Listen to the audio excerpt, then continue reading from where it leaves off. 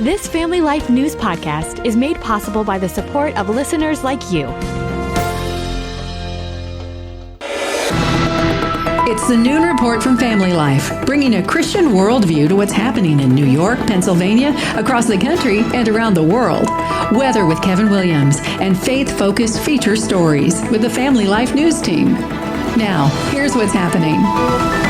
Meeting of the minds. Good afternoon. Welcome to the broadcast. Israeli Prime Minister Benjamin Netanyahu is at the White House right now for high-stakes talks with President Trump that have everything to do with Iran.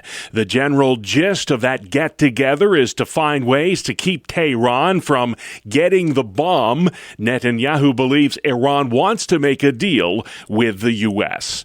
Breaking news from El Paso, Texas. The FAA has reopened the airport and airspace there. Earlier, all flights into and out of El Paso were grounded for the next 10 days. Aviation expert Tom Costello. I'll tell you, in the decades I've covered aviation, I'm not aware of any situation like this other than the airspace in and around New York following 9/11. Again, the airspace is reopened in El Paso, a city of about 1 million people. The U.S. does have a large military base there. New jobless numbers are out today, and they look pretty good. The Labor Department says 130,000 jobs were added to payrolls during the month of January. Overall unemployment dipped to 4.3%. It's great because it doesn't show you a slowdown yet or any recessionary fears or consumers melting or any of the stories, the negative narratives that were just around yesterday. And so this data, remember, we had a government shutdown, so the data got a little wonky, but all you can say is, wow. I mean, if you're an investor, wow. It just keeps chugging. The economy, that is, business analyst Kevin O'Leary, a person of interest related to the disappearance of 84-year-old Nancy Guthrie, was detained and then released last night in Arizona. That man, a delivery driver, says he doesn't even know who Nancy Guthrie is. I hope they get the suspect, because I'm not it. On Tuesday, the FBI released home security footage of a masked man approaching Guthrie's home the night she was abducted. It is a very huge break in this case, and no stone will be left unturned. That's former FBI Special Agent Nicole Parker. I have absolute confidence that this individual or individuals, these offenders or offender, will be brought to justice, and it's just a matter of time. Nancy Guthrie, the mom of Today Show host Savannah Guthrie, disappeared from her home in Tucson, Arizona nearly 2 weeks ago and hasn't been seen since. Attorney General Pam Bondi is facing tough questions today on Capitol Hill. A lot of it has to do with her handling of the Jeffrey Epstein files. California Democrat Ro Khanna. Who are they protecting? Why are they protecting these rich and powerful men? This is the first time since last October that the Attorney General has appeared before Congress. The DOJ this week did release more unredacted files related to Jeffrey Epstein. North of the border, 10 people are dead after a school shooting in British Columbia. The Royal Canadian Mounted Police say the shooting happened in the small town of Tumbler Ridge, about 600 miles north of Vancouver. Canadian Premier David Eby. 8 of the people who died as a result of the shootings were at the school, including an individual we understand is the suspected shooter, who is believed to have died of a self-inflicted gunshot wound. 2 other bodies linked to this shooting were found in a nearby home. The Minister of Public Safety, Nina Krieger. The people of Tumbler Ridge remain in a state of crisis following one of the worst mass shootings in our province's and country's history. 25 others were wounded in the attack. Students used chairs and desks to barricade the doors. The killer, we're told, was a woman. Obama-era rules on greenhouse gas emissions are being rolled back by the Trump administration. EPA Administrator Lee Zeldin says the notion that greenhouse gases pose a public health threat is simply not true, not based in science, he says. Zeldin says these revamped environmental rules represent the the largest act of deregulation in U.S. history. 1 million people expected to show up today in downtown Seattle for a victory parade honoring the Super Bowl champion Seahawks. Lauren Ozuk took off from work today so she could be there. I told my manager, though, way before we even went to the Super Bowl, I said if we win, I'm not coming in on whatever day the parade follows. 125 million Americans watched the Seahawks win their second Super Bowl in franchise history on Sunday.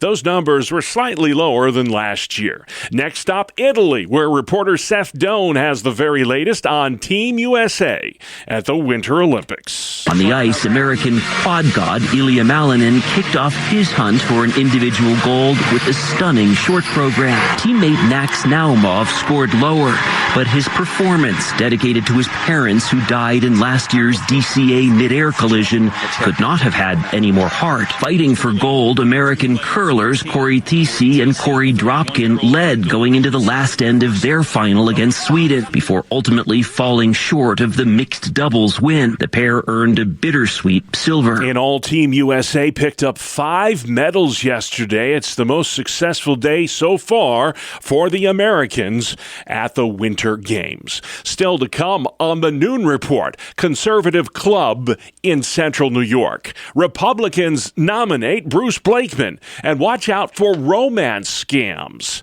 this Valentine's Day weekend. Good afternoon. I'm Kevin Williams, going for a blustery afternoon with a touch of snow. I'll have forecast details in 10 minutes. All right, Kevin, we'll see you then. In the meantime, let's check the stories making news where you live, all across New York and Pennsylvania. Despite the brutal winter weather this year, many towns in Monroe County, New York, have had to go light on the salt. It's due to the delayed delivery of road salt from American Rock Salt, a company that supplies salt to 17 counties across the state. That's causing headache for area highway superintendents. Yeah, it's a huge concern. I mean, I don't remember it being this way 10, 12 years ago. Something's changed. Yeah, it needs to get figured out. Robert Viscardi is the highway superintendent for the town of Clarkson, west of Rochester. Similar road salt delays are being felt in the towns of Webster, Rush, Henrietta, Sweden, Penfield, and Parrington. Town of Ogden Highway Superintendent Doug Case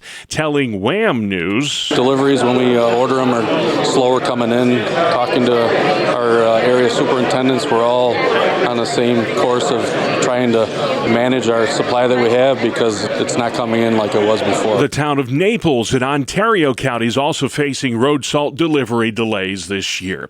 If you need to get your driver's license renewed or take care of any other official DMV business, you'd better do that before noon on Friday. That's because New York State is closing down all DMV offices for a statewide system upgrade at noon on Friday. The DMV will reopen next Wednesday. A Turning Point USA chapter at Baker High School in Baldwinsville, New York. The focus this week of a contentious Board of Education meeting.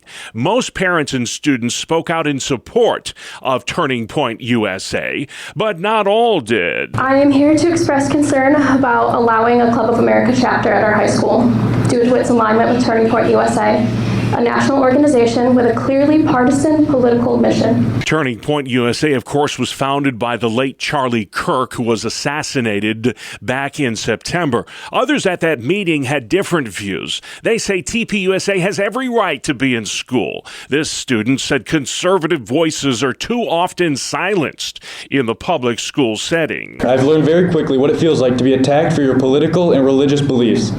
I've experienced this not only from students, but parents and other members of the community.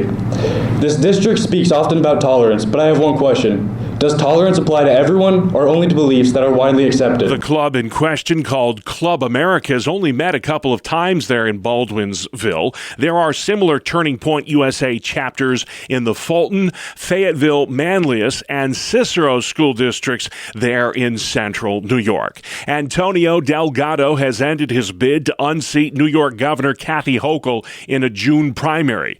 The 49-year-old lieutenant governor suspended his campaign yesterday, saying there's no path to victory for him.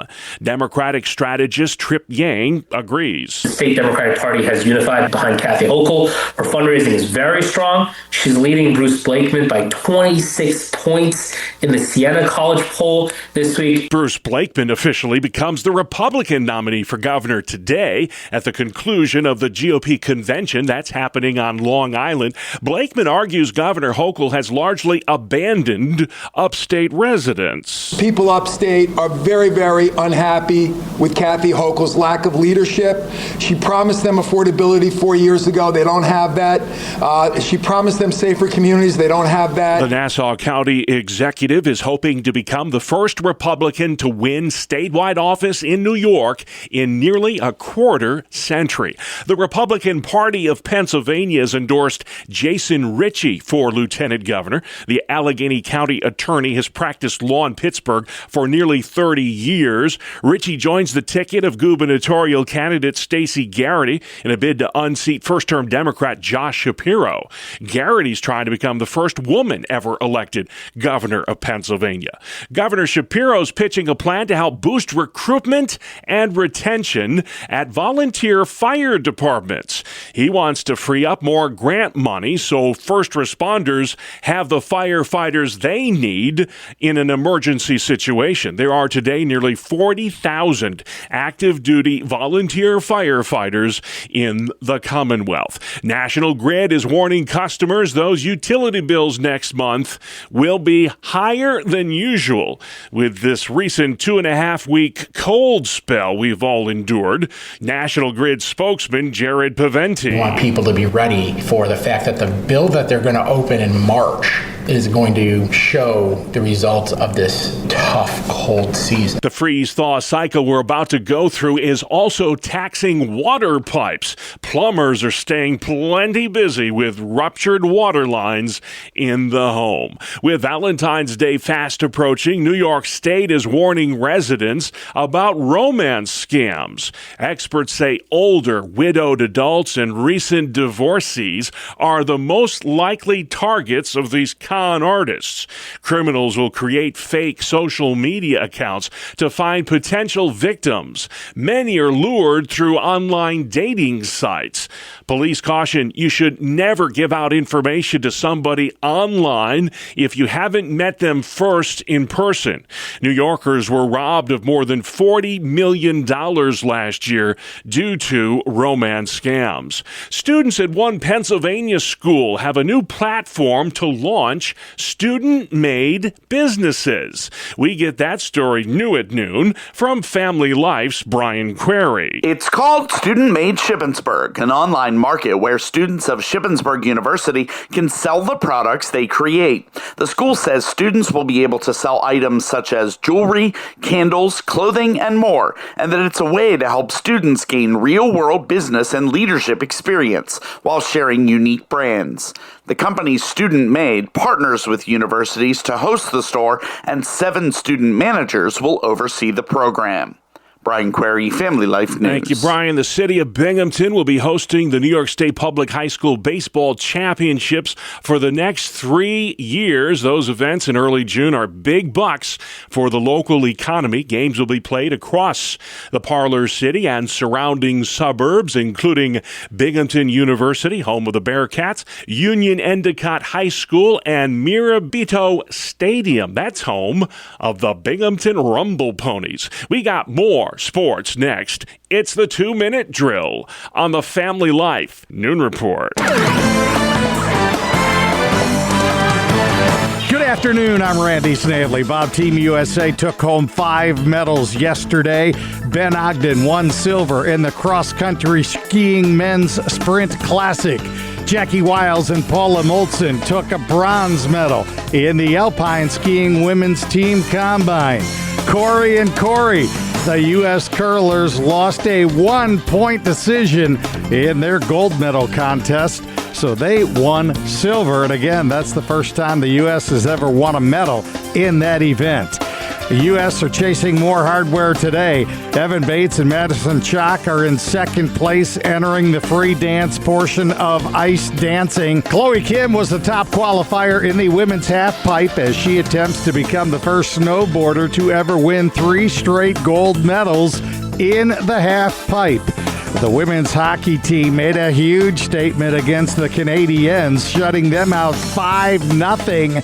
That gives the U.S. the top seed in the round-robin portion of the tournament. The shutout, by the way, the Americans' biggest margin of victory over the Canadiens in Olympic history. In the NBA last night, the Pacers scored the first 9 points of overtime and then held off a furious Knicks comeback. New York scored 8 points in the game's final 20 seconds, but Indiana won at 137-134. Jalen Brunson scored 40 for the Knicks. The Spurs blew out the Lakers 136-108. Victor Wembanyama scored 37 points in the first half as San Antonio built an 84-55 lead. Wembanyama finished with 40. The Rockets down the Clippers 102-95, and Phoenix took out the Mavericks 120-111. That is a look at sports. All right, Randy, thank you kindly. And still to come on the Noon Report, a midweek edition. The race to find Savannah's mom. Flights resume in El Paso. And can Bruce beat Kathy? We're about to find out. Welcome to Breakpoint, a daily look at an ever-changing culture through the lens of unchanging truth. For the Colson Center, I'm John Stonestreet. Well, Gen Z is the least religious cohort in American history. 43% of this generation, that was born roughly between 1996 and 2012, identify as religious nuns. While there have been many reports since Charlie Kirk's assassination that indicate increased interest in religion and increased church attendance, according to statistician Ryan Burge, there's not yet statistical evidence of religious revival among young people. There is, however, ample evidence that Zoomers are looking for meaning and willing to reconsider religion. Specifically, though these trends may not be yet large enough to be captured in statistics, there seems to be a growing interest in more rigorous forms of faith. In a recent article in Tablet magazine, Ani Wilczynski, a Zoomer herself, explained the phenomenon. While acknowledging that Gen Z is less religious than previous generations, Wilczynski researched those that were bucking the trend, including converts to Islam, Jews becoming more observant, Latin Mass Catholics, Orthodox Christians, and others who have been joining stricter, more traditional religious groups. According to Wilczynski, Gen Z has been raised with, and I quote, the illusion of infinite horizons. They grew up, quoting again, without sturdy institutions or fulfilling rites of passage. As a result, for this generation, everything, career, identity, relationships, unfolds as a series of self-directed experiments, something that has been labeled liquid modernity. Sociologist Zygmunt Bauman coined that phrase to describe the experience of life as unstable and non-permanent, without fixed distinctions, and with no foundations for cultivating identity. The experience of liquid modernity is why, Wilczynski thinks, the ideological capture of Gen Z has been so comprehensive. For example, nearly 1/4 of that generation identifies as LGBTQ. That's up nearly 20 points from previous ones. Ideology gives the illusion of a solid cause. It offers a replacement purpose for life, where otherwise there is none. Now, of course, that's the role that religion traditionally played in Western culture. As Wilczynski noted in her article, the draw of religion is that it provides a firm source of virtue and belonging, focus, and a sense of permanence. That's what the Zoomers, who are exploring more demanding forms of faith of all kinds, are most likely seeking. As Wilczynski put it, and I quote, these faiths don't adapt to the age. They expect the age to conform to them. Their rituals inconvenience. Their authorities override preference. Their truths don't negotiate. In a society allergic to absolutes, that refusal to dilute themselves holds a powerful magnetism, end quote. The church has to be countercultural. It has to be unapologetic about even the weird things that we believe. We have to be unafraid to ask for serious commitment from people looking to follow Christ. It needs to explore the depths of the gospel, how the gospel explains all of life and its meaning, and the hard truths that it proclaims about the human condition, rather than only offer shallow therapeutic or pragmatic applications of it. A church that offers that kind of depth will not only be able to counter the destructive ideologies that are vying for all generations today, they'll also be able to offer the meaning and stability to a generation that is looking for both. For the Colson Center, I'm John Stonestreet with Breakpoint. All right, John, thank you. Let's head outside. The always busy Kevin Williams. Here is your family life weather forecast for this afternoon. Mainly cloudy, blustery, with intermittent snow and snow flurries. Could be an inch or two in areas southeast of Lake Erie and Lake Ontario. Temperatures have already peaked for the day. Will hold steady or drop a bit from current values. Mainly cloudy, brisk and cold tonight and tomorrow. Some lake flurries. Low temperatures tonight near 20, and high temperatures tomorrow 20s to near 30. A mix of sun and clouds and around 30 on Friday. Okay, thank you, Kevin. This is the Noon Report. I'm Bob Price. Great to have you with us today. Lots to talk about Wednesday, the 11th day of February. Police are still searching for somebody who knows something about the alleged kidnapping of Nancy Guthrie, the 84-year-old mom of Today Show host Savannah Guthrie. The elder Guthrie reported missing from her Tucson, Arizona home February 1st. Overnight, authorities detained and then released a possible suspect. That man, a delivery driver named Carlos Palazuelos, told reporters he had no idea who Nancy Guthrie was or her famous daughter. I don't follow the news. Right. I don't watch. You don't watch the Today Show? No. So this was a complete shock. It was. I hope they get the suspect, because I'm not it. The FBI did release new home security footage yesterday of a masked man approaching Guthrie's home the night she was abducted. President Trump meeting this hour at the White House with Israeli Prime Minister Benjamin Netanyahu. They're discussing Iran and its nuclear program.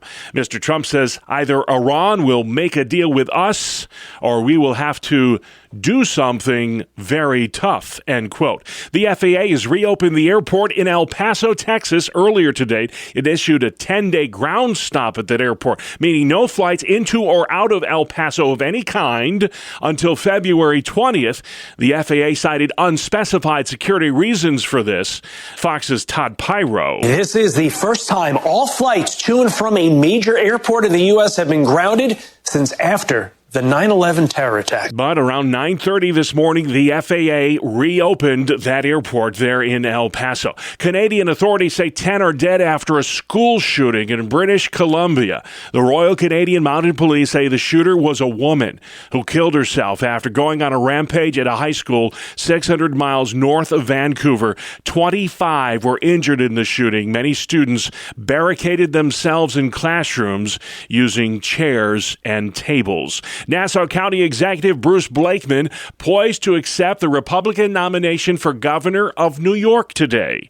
Here's Natalie Migliore. Blakeman's vowing to fix Albany to make New York affordable and safe. It comes as Lieutenant Governor Antonio Delgado drops his Democratic campaign after he failed to pick up enough endorsements. That means Blakeman will face incumbent Democrat Governor Kathy Hochul, with her re-election campaign saying the party is now united in its push to stop Republicans from raising costs, along with other issues. I'm Natalie Migliore. Attorney General Pam Bondi facing tough questions on Capitol Hill today. She's testifying before the House Judiciary Committee about ICE enforcement efforts, the arrest of former Venezuelan strongman Nicolas Maduro, and the DOJ's handling of the Epstein files. A House Democrat who once led the impeachment of Donald Trump says the president's name appears more than 1 million times in the Epstein files. Congressman Jamie Raskin has seen some of the unredacted Epstein files and tells Axios that when he searched for Donald Trump's name, it came up more than 1 million times. Raskin said he couldn't confirm that every search result was about Trump specifically. He added that the 3 million documents the administration has not publicly released are the ones he'd like to see. President Trump has denied any wrongdoing in his association with Jeffrey Epstein. I'm Rory O'Neill. The revised January jobs report went public today, and it was a good one. It shows employers adding 130,000 new jobs to their payrolls last month. That was more than what Wall Street was expecting. Overall unemployment dipped to 4.3%. New study out today shows the most efficient treatment for depression and anxiety might be exercise. How How about that? Reporter Michael George. A study published in the British Journal of Sports Medicine found all forms of exercise performed better at reducing symptoms than medication or therapy. The study found supervised group aerobic exercise was most effective at reducing depression, while shorter, lower intensity workouts worked best to alleviate anxiety. Seattle celebrating its Super Bowl champion Seahawks today. The Emerald City estimates as many as 1 million people will flood the streets of Seattle for a ticker tape parade. 125 million Americans watched the Super Bowl on Sunday, slightly less than last year. You're tuned into the Noon Report, a midweek edition on Family Life. It's almost Valentine's Day, and not everyone's looking forward to it. Welcome to Family Life's Inside Out, where we look at how God transforms his people from the inside out. I'm Martha Manikis Foster, and today I'm talking with Lisa Anderson. We're here to talk about how a day dedicated to romantic love can be difficult for people who are single. Author, radio host, and podcaster Lisa Anderson is focused on the family's director of young adults and Boundless Ministry. So Lisa, in broad terms, how do you find that Christian single people view Valentine's Day? And does the age of the single person make a difference in what their perspective is? Yeah, generally I think there's kind of this collective meh about it. I say as a single person myself, I feel like we see the commercialization of so many things and all the stores trying to capitalize on it. We're kind of coming through this holiday trifecta of horribleness, I say, for singles. So we've navigated Christmas, then we had to go into New Year's, and then now Valentine's Day. And it's just like, will it never end? And will I be forever reminded of my relationship status and what all that entails? And so I would say younger singles, for the most part, they tend to think, okay, well, maybe it's just not my time. I'm working on my career. Certainly as singles get older, especially if they wish to be married, it can be a really tough season. And in thinking specifically of those who maybe have gone through a really tough breakup, who are entering the new year thinking or praying or hoping that this year is going to be different, that maybe their situation will change. So there can be a lot of angst around it. So we know as people who love Jesus Christ that our identity is wrapped up in how he views us. But why, Lisa, why can that not feel like enough when all the emphasis everywhere all the time seems to point to what others have and you may want? I think it's one of those things where we have to look and realize, okay, who is God? Who does he say I am? What does it mean that I am single? What does that mean for me? Because I often have to remind myself, my singleness is not the biggest thing about me. Just like a married person's marriage isn't the biggest thing about them. So what is God calling of me in this season, and how can I really live it out joyfully? Let me just reset. If you're just joining us, you're listening to Inside Out on Family Life. I'm talking today with author, radio host, and podcaster Lisa Anderson.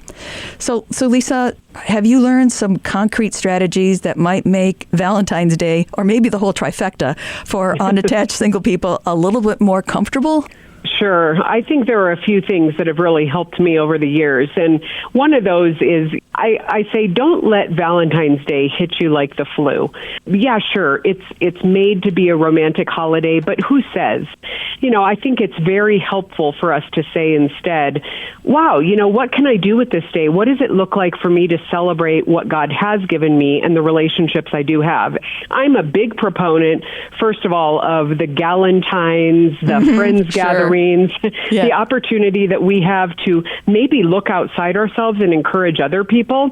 So one example for me is I love older people, and I have a group of widows that I love and I kind of care for and have my arm around, and so I'll have them over for a movie and for dinner. That's an opportunity to bless someone else. I would also say, and I don't want to underemphasize this, it's also okay to grieve where you are right now. I think too often we put a happy face on our sorrows, especially around singleness and what we're hoping for, when really the psalmist tells us to pour out your complaint to God because he's the one who actually cares and certainly can do something about it. But also to ground yourself in truth and recognize that this is not your worst day. This is not the biggest thing about you. And you can really move forward confidently in so many other things that you are about. I hear you. Are there ways that a single person's engaged and married friends can be of a help and not a hindrance? I think they absolutely can. I have a dear coworker from the past who she and her husband one time on Valentine's Day called me up and said, Lisa, we're going out for dinner and a movie, so come along with us and join us. And that enfolding of your single friends in a holiday, whether it's Valentine's Day or just any day, is so encouraging to recognize, like, hey, I see you. Maybe it is for Valentine's Day, sending someone a card or sending them flowers at work so that they're recognized and seen as well. Or maybe it's just talking about something that they can engage in as well. Level the playing field. Maybe ask them about the next vacation they're anticipating or how their nieces and nephews are and what they're doing with them. So it just kind of gives them an opportunity to win in a space where otherwise they wouldn't have much to say. They wouldn't win. They wouldn't be able to even to participate. Yes, I hear what you're saying. All right, great discussion, ladies. That's Lisa Anderson at Focus on the Family, speaking to our own Martha Manikas Foster on this week's edition of Inside Out on the Family Life Noon Report. Good afternoon. Here is your Family Life regional weather forecast. On the midday weather map, a cold front is shown pushing offshore, and in its wake, a blustery cold afternoon is resulting in our area. There'll be a bit of snow in the air at times as well. It stays chilly through the rest of the week, keeping our eyes on the East Coast for a possible President's Day weekend storm system in the Sunday-Monday time frame. Still, the jury is out on whether or not it will be impactful here, but we'll keep our eyes on it. For this afternoon, mainly cloudy, blustery, with intermittent snow and snow flurries. Could be an inch or two in areas southeast of Lake Erie and Lake Ontario. Temperatures have already peaked for the day, will hold steady or drop a bit from current values. Mainly cloudy, brisk and cold tonight and tomorrow. Some lake flurries. Low temperatures tonight near 20, and high temperatures tomorrow 20s to near 30. A mix of sun and clouds and around 30 on Friday. All right, thank you, Kevin. And finally at noon, don't forget Valentine's Day is this Saturday, as Martha just reminded us. I'm talking to you guys. And if you still haven't figured out what to get your sweetie pie, well, you're not alone. Bree Tennis has this report. According to the National Retail Federation, 55% of us will celebrate the Day of Love by dropping about $200. But nearly 78% of shoppers will wait until the day of to get that gift. It's a combination of holiday fatigue carryover from December, a complete loss of what to buy, and the desire for a deal. But remember, it is the day to celebrate love, and you can't do that if you're in the doghouse. I'm Bree Tennis. No truer words were spoken. Thank you, Bree. And just like that, our time is up. That's our world. The world we live in. Wednesday, February 11th. I'm Bob Price. Family Life News. You've been listening to the Noon Report. Heard weekdays on Family Life. Thank you for listening. Thank you for listening to this Family Life News podcast. If you've been encouraged by what you've heard, please share it with others and click the subscribe button to automatically receive future episodes. Family Life is a listener-supported ministry. Podcasts like this are made possible by your financial partnership.